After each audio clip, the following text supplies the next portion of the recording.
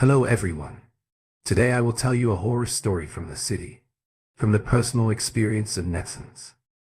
I don't know if there are many people out there who can say that they wish that they were in another world. I know this world can be a pretty crappy place sometimes, but if you had the chance to enter another reality, would it be worth risking it? It's kind of like rolling the dice. You might be on a 4 out of 6 at the moment, but you could gamble that and land on one.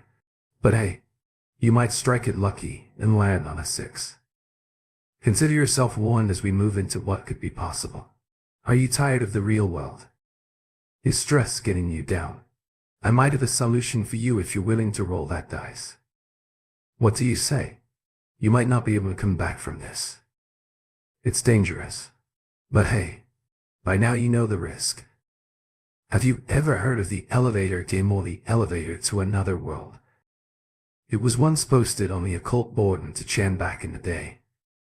It's a mysterious little gamble which offers you the possibility of getting off the elevator in a different plane of reality. It kind of makes sense. I guess those moments when you ride an elevator are kind of strange, aren't they? Your body feels like it's floating away. You get a small sense of thrill. You know, if there was a way to get off at another plane of life, well hey, that might be worth checking out, right? If it works or not, that's another story. But let's see what we have to do to make it happen first before we pass judgment. Well, the first thing you need to do, if you really want to give this a try, is find a building with 10 floors. Yeah, that's where you start. First, you have to get in the elevator at the ground floor. Oh, and you have to do this alone. There's an order to this. You have to do this right if you want it to work. And it goes like this: go to the 4th floor and then the 2nd floor. Next is the 6th floor. Back down to the 2nd floor and finally the 10th floor. There is one small hitch. Though someone boards the elevator during this process, it effectively voids your trip. Put plainly, the game is off. No trip to another world for you.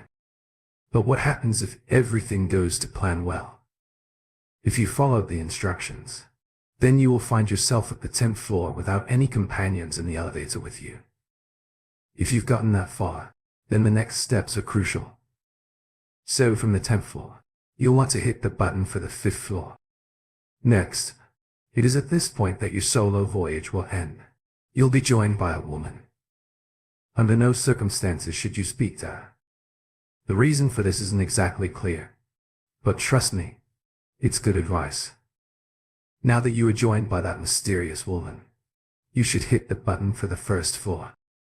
This is the point where the elevator will start to behave strangely or glitch out, for want of a better phrase. Press the button for the 1st floor, but suddenly the elevator disobeys you and heads to the 10th floor. As you watch the floor numbers raise to 10, you should be aware that this is your last chance to get off. As pressing a button for any random floor between your current floor, floor 10, will interrupt the elevator game. Should you choose to ride all the way to the top, another world awaits. Think about it. As soon as you pass that 9th floor, there's no going back. Excitement and fear is welling in the pit of your stomach. But before we go further, I want to say that there is a way to do this in a 3-story building. Apparently, the same rules apply if someone gets on the game's over. If you get the order wrong, the game is over. But there's one crucial difference. This happened when I was in the 1st or 2nd year of junior high school. I think I was about 13 years old. I grew up in the countryside. You don't have to be alone this time. Okay, let's go over the way to do this. When you get in, hit the button for the 3rd floor and just keep hitting the door close button and wait for the doors to close. Now this part is key. Just before the doors close, hit the door open button and quickly take your finger off the button. Then just as quickly hit the door close button. The aim here is to cancel the ride to the 3rd floor as quickly as possible. I know it's a bit complex, but we're trying to escape our own realities here. From this point, you have to hit the following commands in quick succession: 3rd floor, 1st floor, 2nd floor, 1st floor, 3rd floor, second floor, first floor, second floor, third floor, second floor, first floor, and finally third floor. Don't cancel or anything. Just ride it to the third floor once again. If someone gets in, it's over. Now when you're at the third floor, don't get off. Just stay in there and press the button for the first floor and then the second floor. If you arrive at the second floor, some people say that someone might get on in this 3-story building version. It's not known who will get on. Some say a man gets on and some say a woman gets on. Either way, don't talk to them. Under any circumstances, the elevator will disobey you once someone gets on. Some say this person is your guide. When you arrive in an alternate reality, next hit the first floor button. Like in the 10th floor version, the elevator will disobey your command and head towards the third floor once again. If you want to stop and get off, you better do it before the elevator arrives at the third floor. Because once you get off at the third floor, you'll be in another plane of reality. By the way, there's a way to go back. If you remember how to do this in reverse, can you remember? Because I don't think I can bring myself to list those floor numbers again. I know it might seem a little out there, but posters on the channel have documented their experiences. According to those who have tried it and have been successful, they arrive in an alternate reality, a new world. There is an immediate sense of something uncanny. As they disembark, some say the world appears to be in a bright shade of red. This one guy said he was so overwhelmed by what he saw when he got off the elevator that he tried to reverse the process when he frantically hit the button for the first floor. It took a while for the elevator to get moving, but when it did, he said that he felt a sudden wave of relief wash over him. The elevator stopped halfway and then someone got on. A man who he described as an office worker got on, and without missing a beat, the office worker turned to the guy and said, "Seeing a lot. Are you okay?" Another weird thing that others have commented on is if you tried to take a photo while playing the elevator game. There is this kind of infamous post about it. Actually, someone posted a photo and it's no longer available forever, fueling the mystery behind playing the elevator game. The post no longer exists and I've looked for it. It's like nothing is able to be documented while playing this game. I don't know if that's changed nowadays. This happened when I was in the first or second year of junior high school. I think I was about 13 years old. I grew up in the countryside. Well, at this point we have arrived at the question of the possibilities of playing the elevator game. What is the ultimate reality? Like the paranormal world, the other world. Apparently it isn't as wonderful as we would hope for.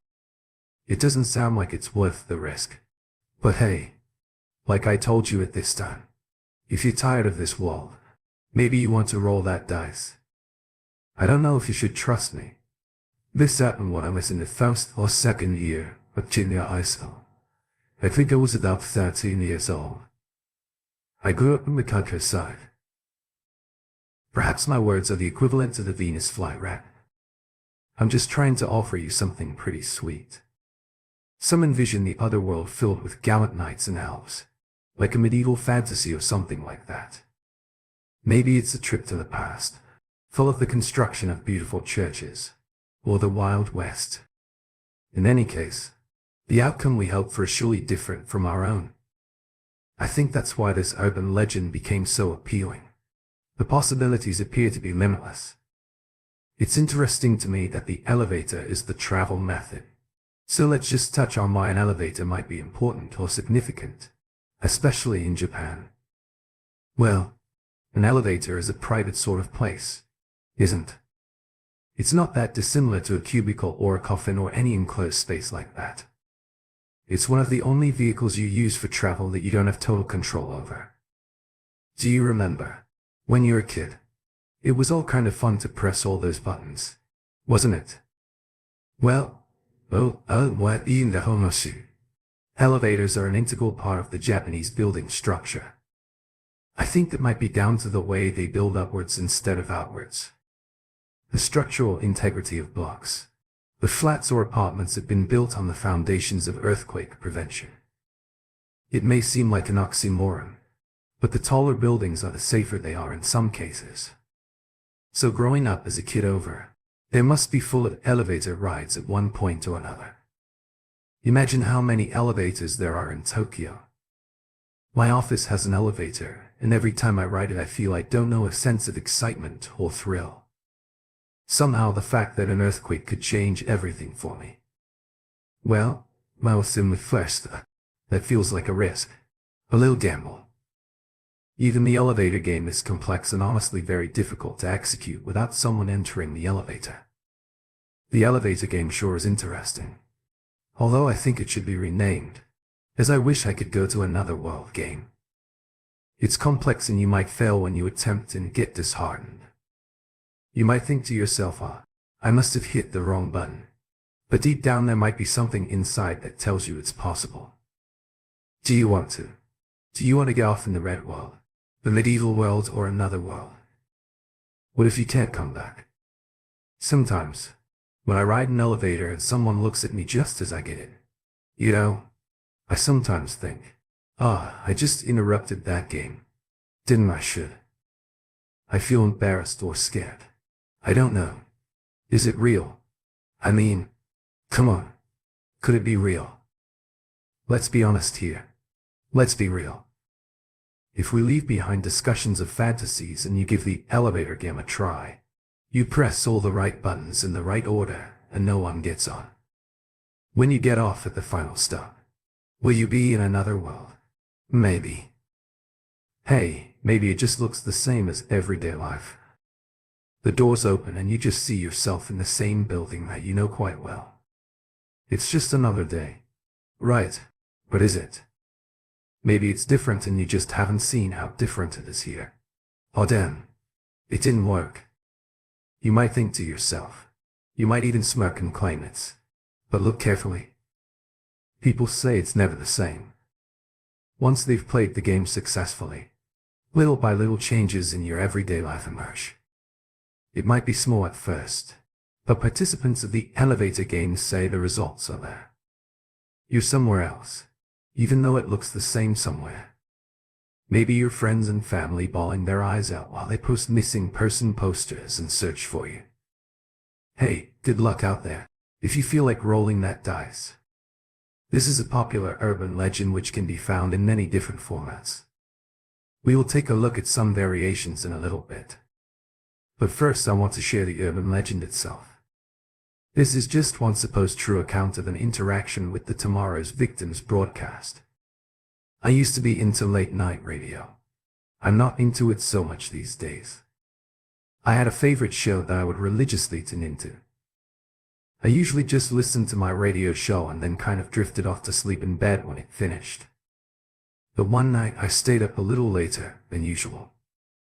I was messing around with the radio, trying to tune it into another radio station. I didn't really have a station in mind. I was just looking around. I don't know why. Maybe I had some trouble sleeping anyways. That's not important. As I searched, I heard little bursts of static coming from the radio, and that told me that I had found a live station. I fine-tuned until the static cleared and a voice came through. I wondered what kind of show I was going to listen to. It was strange and it didn't seem all that entertaining. At first it just seemed like it was a monotone voice reading a list of names. It just kept going and going. The name seemed unfamiliar to me, but there was a celebrity's name that I recognized.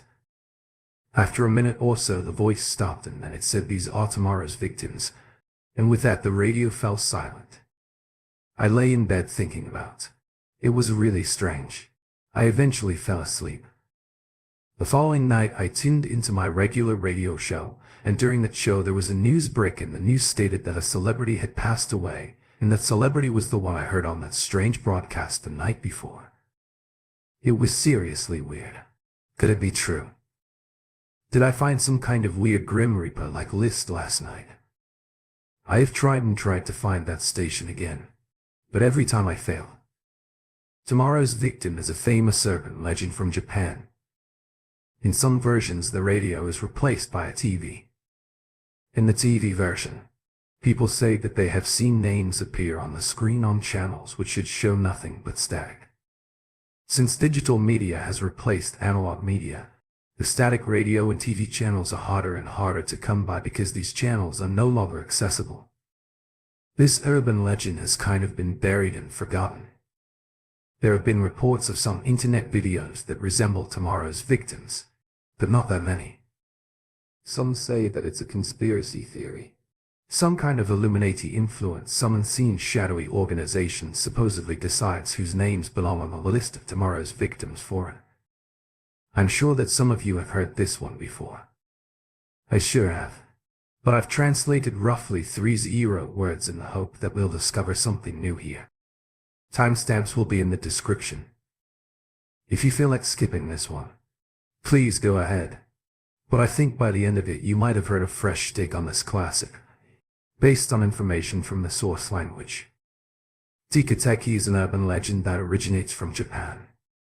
It surfaced and spread by word of mouth from the 80s and into the 90s. Even to this day, you can still hear it referenced in popular culture and find videos here on YouTube about. It is an apparition, a spirit of a high school girl. The way this high school girl appears is without the lower half of her body. It is said that she lost the lower half of her body through a terrible accident, since she doesn't have legs. It is said that she travels by crawling along the floor with her arms, hands and elbows. Teka is an onomatopoeia word that comes from the sound of walking on your hands and elbows. Tikite became socially popular and relevant, but it transcended from just being an urban legend. It has spawned further ghost stories, had mangas and movies dedicated to it, and Teka is sometimes considered a yokai. So what does Tikite do? It visits schools and is said to chase students who gaze upon it at terrifying speeds. The gender of Tikateke is predominantly described as female, but there are a few accounts of this legend where Tikateke is male. Sometimes it is said to be able to travel through the air, but it is always said to be carrying CFES. As with many urban legends, there are several variations to the story. Sometimes Tikite is identified in other stories, such as Kashima-san, the structure of telling. The orbital engine usually goes like this. The teller reveals the reason why Aki became a vengeful spirit and then ends the story by stating that Teki will appear to anyone who has heard the urban legend within a certain time period in an attempt at ramping up the fear of the story. So with that, let's tell the story. I'll act as a teller and you can be the listener. Let's get started. The setting is a Japanese high school. A high school boy leaves school a little after his final class. The school is already almost empty. He turns back to see a really pretty high school girl through her ground floor window of a classroom. She's looking his way with her arms folded. He had never seen her before, and due to how pretty he thought she was, he was certain that he would have remembered her. He guessed that she must be new to the school, maybe some kind of transfer student. Their eyes met and the girl smiled at him. It was at this point he realized that something was very wrong. It looked as if she didn't have the lower half of her body. The moment he realized this, she leapt out the window and came at him. It was so shocking that he felt as if he was frozen in place. The girl with nothing below her torso came, rushing at him on her hands and elbows at tremendous speed. The speed and method she traveled with made an eerie sound too. Tucker came at him and cut him down with her weapons. She chose the Sith too. In fact, she rendered him in the same state that she was membered, and within 3 days she will come.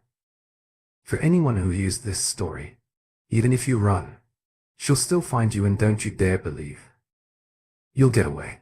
She's much too fast for you. Beware when you hear the sound of some rumors. State that if you say Tekateki 3 times, that it will come for you. Can you imagine how much trouble I'm in now? So who is Tikite and what happened to her? According to the most prominent rumor, the urban legend was born in Hokkaido. One winter's night, a tragic accident occurred at a railway crossing in Madoan. A high school girl was run down by a train. I've read that in different prefectures, elements of this story differ. For example, in Omori Prefecture, she was hit by a snowplow. Anyway, the high school girl's upper body was separated from her lower body by the speed and weight of the train, giving her the tragic appearance that she is known for. Police officers and forensic teams arrived after someone reported her death. It was thought that the poor girl died instantly, but she didn't. The police and the forensics teams had the unenviable task of collecting her scattered body parts, her feet, her shins, her thighs, all of the lower body parts. When they approached the upper part of her body, they heard a faint voice call out, which means help in Japanese, help me, and also incorporates the tic-tic onomatopoeia we spoke about earlier. They were shocked and thought that somehow she must have miraculously survived, even though she was surely dead. I mean, there was so much blood. Their surprise turned to pure horror when they saw the girl climb herself along the ice, covered ground by her hands and elbows. It had been reported that she was dead. She couldn't possibly be alive. The impact was clearly fatal. I mean, there was almost no chance of survival. And if there was the slimmest of chances, winter in Hokkaido, freezing cold, would have surely sped up her demise. But against all odds, she appeared to have survived. Let's get there. Her voice was getting weaker and weaker. Since there was no ambulance at the scene, the officers and the forensic team made a pact. They said that there was nothing they could do at this point, so they agreed to leave her. They covered her with a plastic sheet as she murmured for help and slowly succumbed to her injuries in the biting cold. It is said that her spirit still lingers the earth looking for her missing lower body parts, hate-filled and envious of those who have theirs. So if Tic-Tacker comes for you, how do you deal with her? So we know that within 3 days she's gonna be after you, and I wouldn't be much help if I ended the video here. So let me share with you a method of how you can protect yourself. Contrary to its terrifying speed, the fact that she's missing the lower half of her body, she apparently has a pretty cute face, and they say that makes her even more terrifying. So remember, if she comes to you, it's recommended that you chant back at her. Go to hell or go back to hell. Then you'll be able to run away from her. This only stalls her momentarily, so you better seize that opportunity to get the hell out. Teki is also known by other names. Ghosts, which appear without the lower half of their body in Japan, have also been known in other stories, and she's also sometimes known as Kong, which is the onomatopoeia word for knocking. Also Parapara, which is the descriptive word for the sound of elbows hitting against the ground.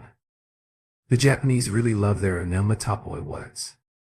Other visual descriptions state that when Teki travels along the ground, her internal organs follow behind her, which makes her appearance all that more terrifying. In my opinion, a similar urban legend which originates from Hokkaido is that of Sacha. Again, it takes place in Murano, Hokkaido, and it goes something like this. Sachiko Kiridan, a 14-year-old high school student, was on her way home from school. She crossed the railway tracks at the crossing to get home. Like always, but this time it was different. Her foot got stuck between the tracks somehow and she was unable to move. As she tried to free herself from the tracks, she heard the roll of the oncoming train to late. By then, the train hit her leg and ripped her lower half of her body from her upper half. She was exposed to a particularly freezing Hokkaido winter, so her blood vessels and organs constricted, temporarily stopping her bleeding. She arrived in excruciating pain for several minutes, crawling around for help before perishing alone in the dark and cold. A student of the same school was said to have found this particularly amusing somehow, and he gave her the name Sochan. Sachiko becomes Sochan when you kind of consider that she could be a friend. You know, like a J-chan. Don't call me now. So this kid spread the story around the school. He was found dead shortly after having suffered the same fate as Sachiko did.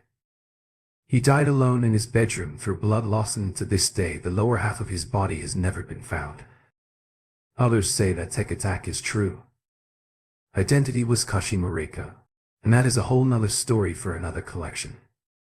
In most depictions, Teki will carry a scythe to render the victim with the same fatal wounds as she suffered. She makes them endure the hell she had to by killing them in such a way that mimics her own disfigurement.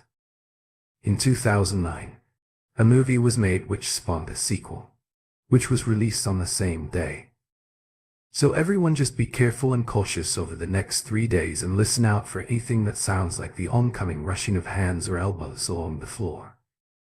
For a legend dates back to 1955 or the year 30 of the show-up period. Have you ever seen this sign before? If you've ever been to Japan or watched any Japanese movies or TV shows, you might recognize it. Apparently there was an announcement that the government was going to create a new pedestrian crossing sign, and they decided to involve the public with this project. They set up a campaign and shared it with the public, asking for photo submissions for a new pedestrian sign. Then they would pick a photo to base the design for the sign on. The aim wasn't to make a sign using a photo, but to use the subjects in the photo or illustrations to design an easy-to-understand sign. Came in from all areas of the country. There were hundreds of illustrations and photos. Among those submissions was a photo from a man who was only known as Mr. Mr. was a photographer who lived in Kyushu Prefecture, and his photo was selected to be the basis for the pedestrian sign. His photo was of a father and his daughter walking hand in hand. Once again, if you look at the screen now, you will see a finalized street sign. And perhaps from this you can get a sense or imagine what Mr. A's photo would have like. That photo became the street sign that we still see today. However, little did Mr. A know his camera had caught something sinister. The father and daughter walking hand in hand weren't as they seemed.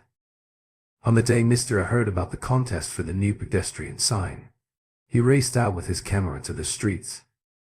He searched for the perfect subject for his shot, and that was when he saw a father leading his daughter by the hand exiting a park, seeing them walking together. Mr. seized the opportunity and took the winning photo. He was very proud of his shot. He felt that he had naturally captured a lovely father-daughter moment. A few days after he submitted the photo, he was watching the news and he was shocked to hear of a horrifying local crime. There had been a kidnapping and a murder.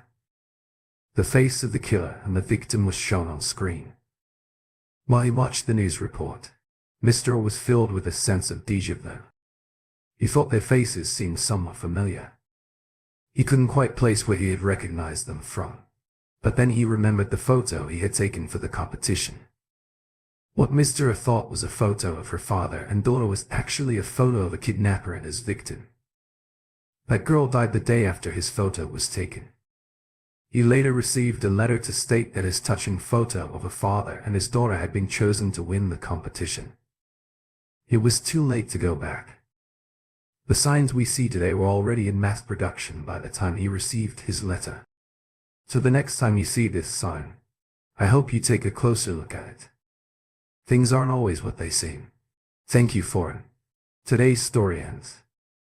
I wonder if you feel creepy. If you are interested in horror stories, welcome to subscribe to us. See you next time.